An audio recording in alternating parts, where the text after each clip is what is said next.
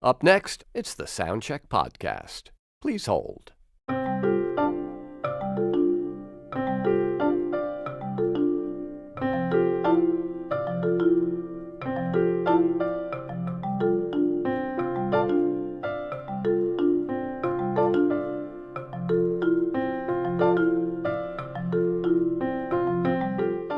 Your ears are very important to us. Please hold on, and our program will begin shortly.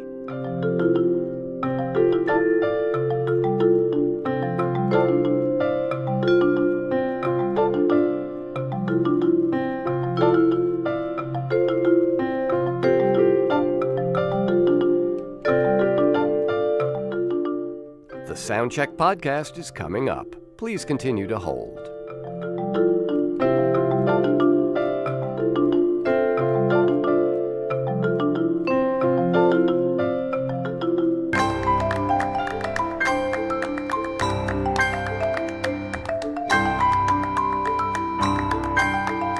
Keep up with the Soundcheck Podcast and everything that's happening in the New Sounds empire. Just go to newsounds.org and follow us on social media. All of the icons are in the top right corner of the page.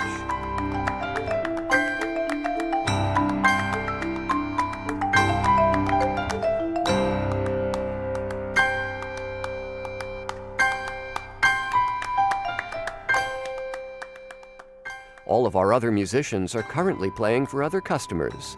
Please stay with us, and someone will play for you in just a moment.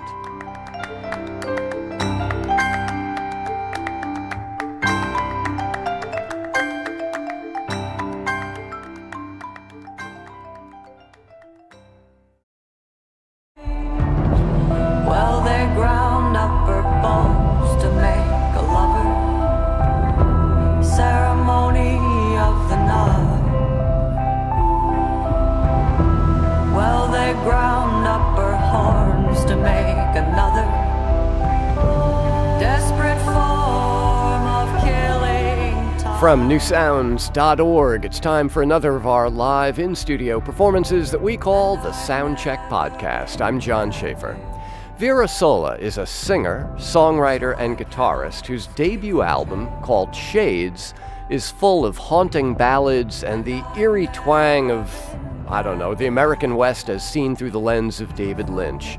It's a startling and striking record made by Vera herself in the studio, but of course for live performances, she has a band, and she has brought that band into our studio to play some songs for us, beginning with this one called The Colony.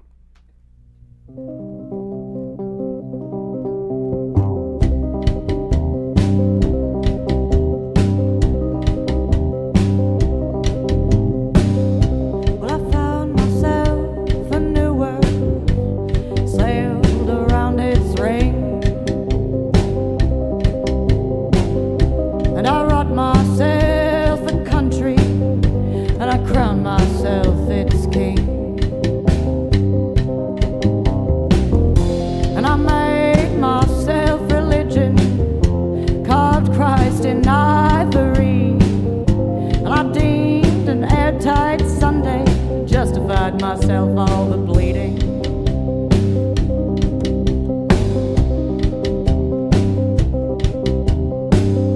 And I clawed myself a nation, and I've shopped its waterways.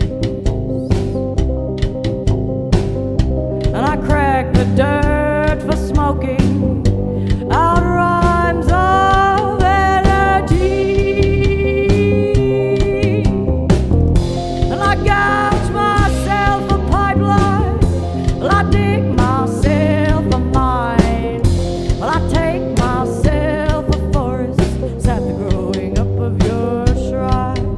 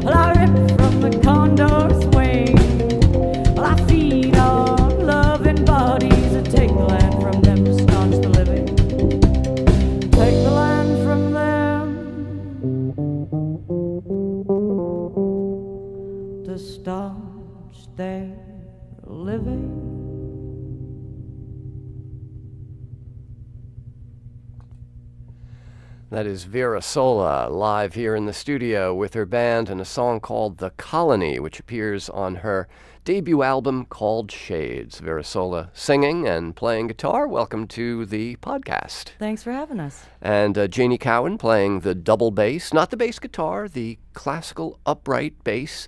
And Wyatt Burtz behind our drum kit there in the corner. This album was all you, right? In the studio, you played all the instruments. I played all the instruments. I arranged the whole thing, for better or worse. Yeah. For better, I would say. Now, I'm usually a little leery of asking people, what is this song about? Because, part of the fun is figuring it out for yourself. And, different songs can have multiple interpretations. But you clearly had something specific in mind with The Colony. Yeah, The Colony I wrote very quickly after spending a good deal of time in 2016 in North Dakota helping out water protectors at Standing Rock, and felt very palpably when I returned both this incredible empathy and anger and pain, and yet complicity with what was going on there because of my heritage and, my being and my privilege. And so I sort of wanted to tell the story of America, essentially, but through the eyes of this sort of flippant, careless colonist. Right. Yeah.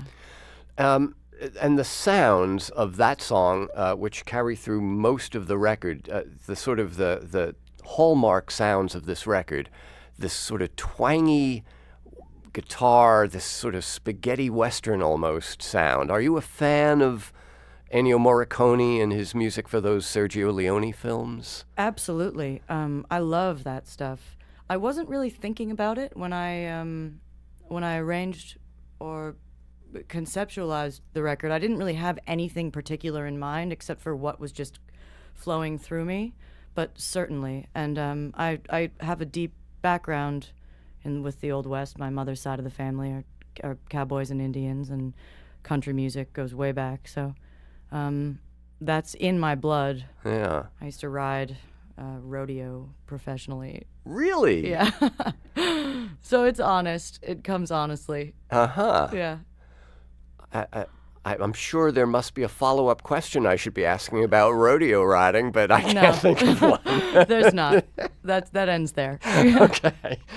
The other sound is, of course, your voice, which, it's kind of this smoky voice, but then there's these weird little moments of very rapid vibrato, which puts me in mind. Is it Buffy St. Marie who does that? Sure, I've heard that before. I mean, I think that developed in me right before I went into the studio. I didn't know I could do that. That sort of just happened, and it happened on one of those songs for the first time, and I was like, whoa, what is that? But I listened to a lot of, Tommy Johnson and Jimmy Rogers, this like kind of old style blues vibrato. That's where I think that came into my blood. But Buffy St. Marie, for sure, I hear that. Yeah, it's a striking sound, and it's interesting to hear you say that it just kind of came unbidden. Yeah. Which, it seems to also fit the dark hue of a lot of the songwriting. Now, are you just naturally drawn to that side of the spectrum? Absolutely. I've been a sort of furrowed-browed human being since I was born. I was born mad. I'm never a happy baby. But at the same time, there's a lot of humor to it. Even in the darkest songs, it's important to me to relate. I'm aware they're sad. I'm aware they're dark. And we laugh about them. I like to laugh about them. Mm-hmm. The staff and I were curious to find your Bandcamp page full of covers of the Misfits. Yeah. So, going towards the darker end there, but in a kind of aware way, it seems. Absolutely. I mean, funnily enough, that cover record sort of launched what I consider to be whatever kind of career this is. Yeah. Because people heard it and liked it, and that was also done with both reverence and humor. Yeah. Because I grew up here in the city, and the Misfits were my absolute favorite, all of their iterations. And there were many. There were many for sure, and there are many. But I wanted to, take it back to the kind of roots of that stuff, also with the humor of the lyrics, the dark humor of them. And the album title, Shades. Yeah. I mean, it's not shades as in pull down the shade of the window. It's shades as in ghosts, it seems. It's the classical shades, for sure. It's Virgil's shades and yes, shades as in ghosts. But then, as with almost everything that I do, there's like many, many layers to it. So, shades of me, shades of ghosts, shades of others. The album cover art is sort of interesting too, because I looked at it twice before I saw you in it, and you're right. I mean, you're right there in the middle. It's like this weird old room. Maybe it's a kitchen, and there you are standing on top of the counter in a long flowing dress. And it was like, how did I miss that the first time? I don't know if you intended or if that's just me, but that's the first time I've heard that. But I love that. Because that's sort of the I guess the idea of it is a haunting. Yeah. And that's what this whole record is really about, is about haunting in all the ways that one can be haunted and one can haunt. Yeah. Well, the song you're going to do next for us is one of my favorites off the record, called New Nights. And the record is one thing. Mm-hmm. There's lots of very subtle layering of stuff. There's just the three of you here, so how have you kind of recast these songs? Well, it changes based on our mood and what we're doing and how we're feeling. I mean, what we're about to do is decidedly different from what is on the record. I'm interested to hear what you think about it. But we have a lot of fun, and that's important. It's important to keep it fluid and keep life in the songs, especially as you're playing them over and over again. Stagnation is awful. Right. And stagnation in a band is just, that's death. Yeah. So that's what we do. We just try to keep it fun, especially when singing tragic songs. Yeah.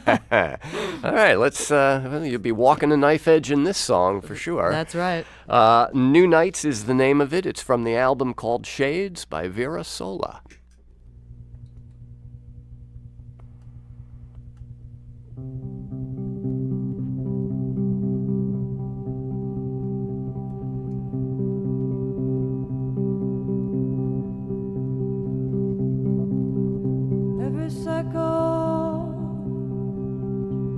Is an hour, and every minute, though it suffers me its speed, and every hour tears me asunder. Anything longer is an insult to my heartbeat. Every moment strikes me deeper, that I step in time to no one on the streets, and you walk so far ahead now. Well, it's a pace that even running I can't keep. Hey, wait,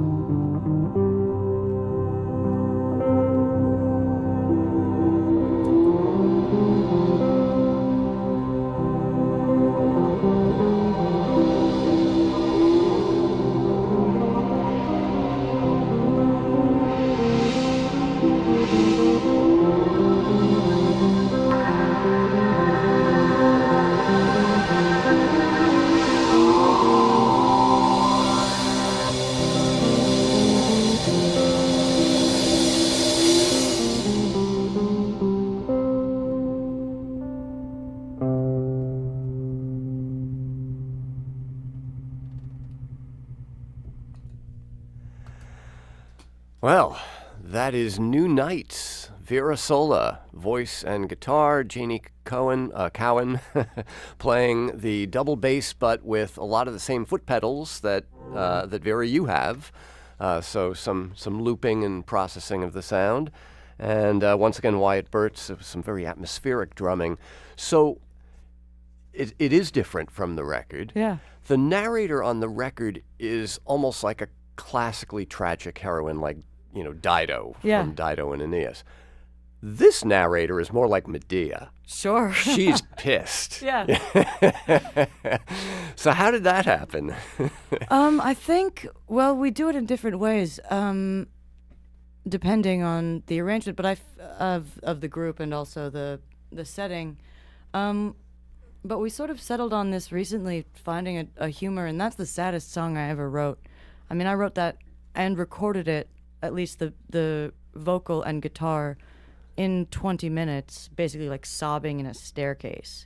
Wow. And so now, like, to have flipped that around and sort of bring, I guess you bring an anger to it and also a sense of play. And that's been beautiful for me in the process of musicianship and growth.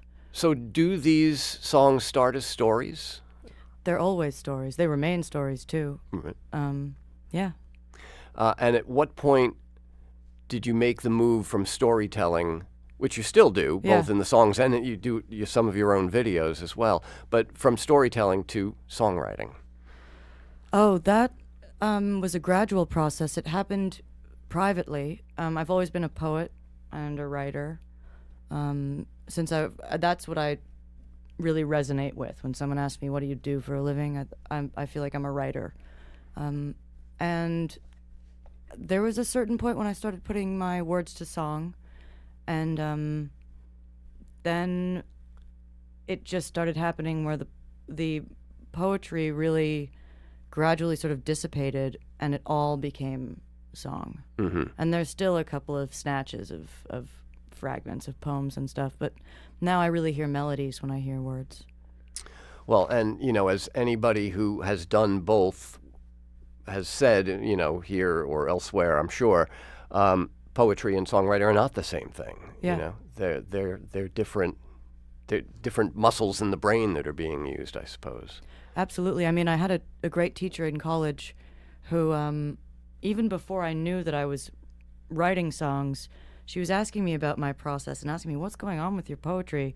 And when I told her, oh, well, I also do, sometimes I secretly sing and play in my bathroom, she was like, oh, that makes sense. These are songs.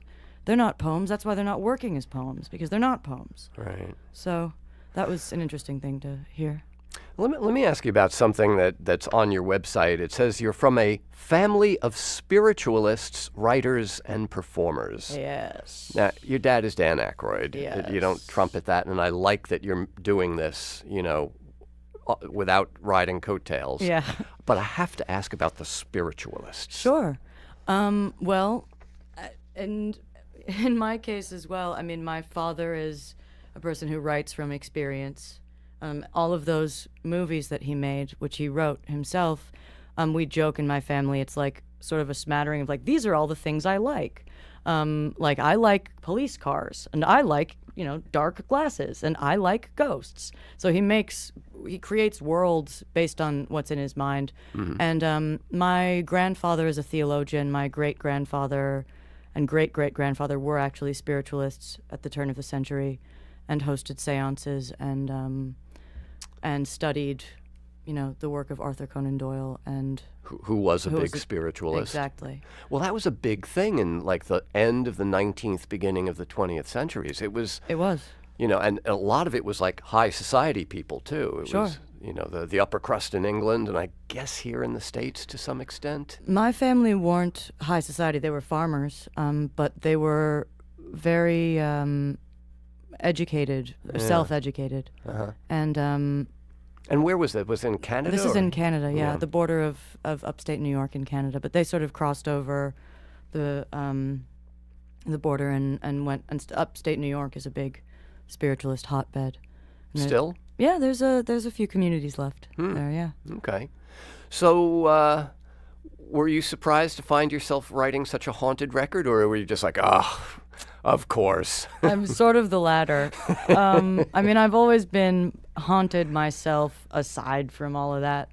But it does, you know, it's funny to me, especially in trying to sort of hide from the Ghostbusters legacy. Yeah. That I did make a record about ghosts. You can only run for so long. Well, it's as you know, I really like the record, and you know, had no idea what the backstory to it was. So it's really interesting to kind of find that this thread is in your family for generations. Yeah. It explains a lot, but it also explains nothing because, you know, Yeah. Unless you are yourself a spiritualist and conducting seances, which wouldn't really go with the whole rodeo riding, guitar slinging image I now have of you. Nothing quite fits. But I mean, I definitely tend to think of music as a conjuring, and for me, especially making that record was the closest thing to a seance I could ever imagine. I mean, I really pulled some stuff out of thin air there. Yeah. And one of the eeriest, the sort of most chilling songs on the record is The Cage, which is the one you're going to do next. Yes. Again, same question. It's got to be a different song when you do it live, I would think. It is. I mean, we do have a version that is closer to what's on the record, but there's a lot going on there, and I'm doing a lot on a lot of different instruments there. It's also very hard to recreate. The hardest thing has been for us to recreate the harmonies on my voice, because the record is built around my voice. And a lot of stuff that sounds like synthesizers on the record is actually my voice. There's no fake, like I use a mellotron a lot, but only for string sounds. There's no fake voices on that no record. vocoders or anything like that. Nothing like that. No vocal effects on the record at all, except for reverb. Yeah. So that's been the toughest thing. But Janie does a really spectacular job with the bass, sort of approximating some of those harmonies. And yeah, we do what we can. All right. Yeah. Eager to hear it. Cool. The album is called Shades, and this song is called The Cage from Vera Sola and her band.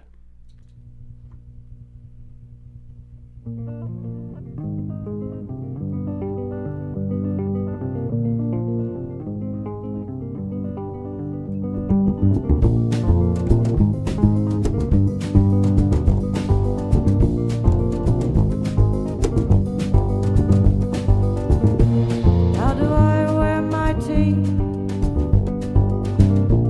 And I color my cheeks, and I promise these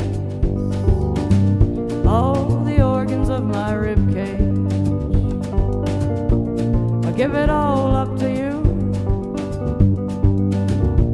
I give it all up to you, man. I give it all up to you. Oh, this is all for you.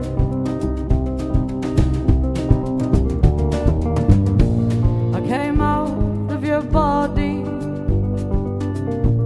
I was attached to your spine. I was a piece of your ribcage. I made the apple for your wandering eye. So this is all for you.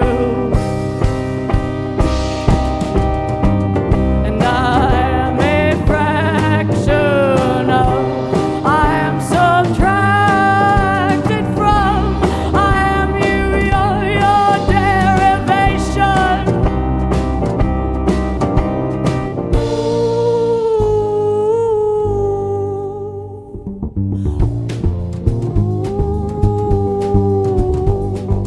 Ooh.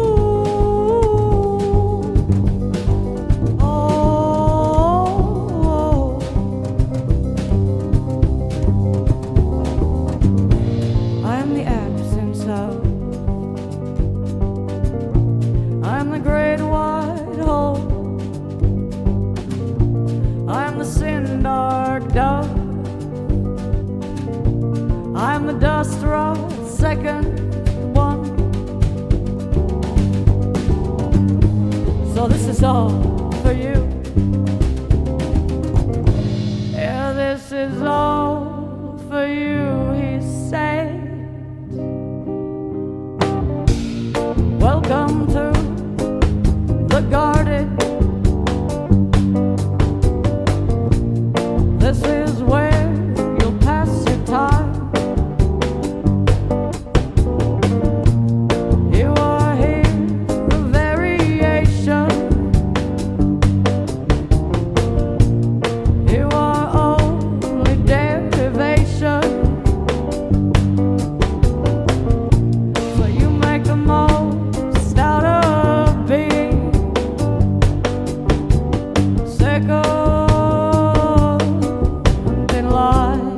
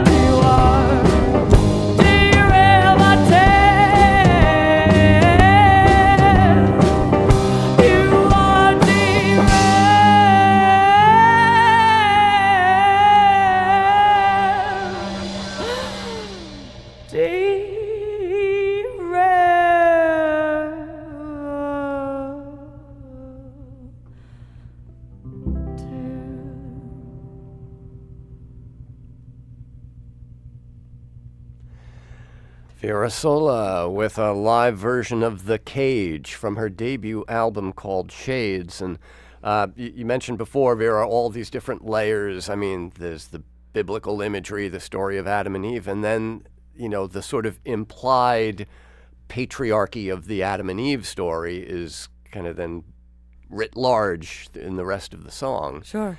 It's there's a lot to unpack there. Yeah. But as you said before, I love the image of you conjuring with the songwriting process. Has it continued now? Because, I mean, these songs have been written, recorded, they're out. Does the process continue for you? Oh, yeah. I mean, in our live set, we play at least half new songs, maybe even more, depending. I'm constantly writing. I mean, when I walked into the studio, I had a bag of 40 or 50 songs, and what I decided to record. What does a bag of songs look like? It's like a Santa sack. So like scraps of paper and garbage and like, yeah. I'm thinking of like a big paper bag that you open up and things fly out. Yeah. A freaky Jack in the Box. Yeah, that's. I'm always writing, and they come to me in my dreams, and they come to me while I'm on the telephone, and I've written countless songs since the record came out, and then repurposed old stuff. And, yeah. Well, you've chosen a Latin name, Vera Sola, That's or right. Vera Sola, as I was taught. And Virgil stomps throughout a fair portion of the album Shades He sure in does. some way, shape, or form. Does he still inhabit the song? Is he the Virgil to your Dante in the songwriting process? There's one. I mean, I think I've got a shade that drags me through. I'd say Vera is probably the one. Okay. This character, yeah. the one that inhabits me and drags me through the hell of the music business or whatever. But yeah, Virgil's definitely there. Dante's there. All these highfalutin characters. I can't shake them. Good for you. Yeah. Vera Sola, the album is called Shades. They're off to the West Coast for a couple of performances, but it's been great having you guys here with us in the studio. Thank you so much. Oh, thank you so much. This is Soundcheck. All of the vowels that you strain through walls to hear.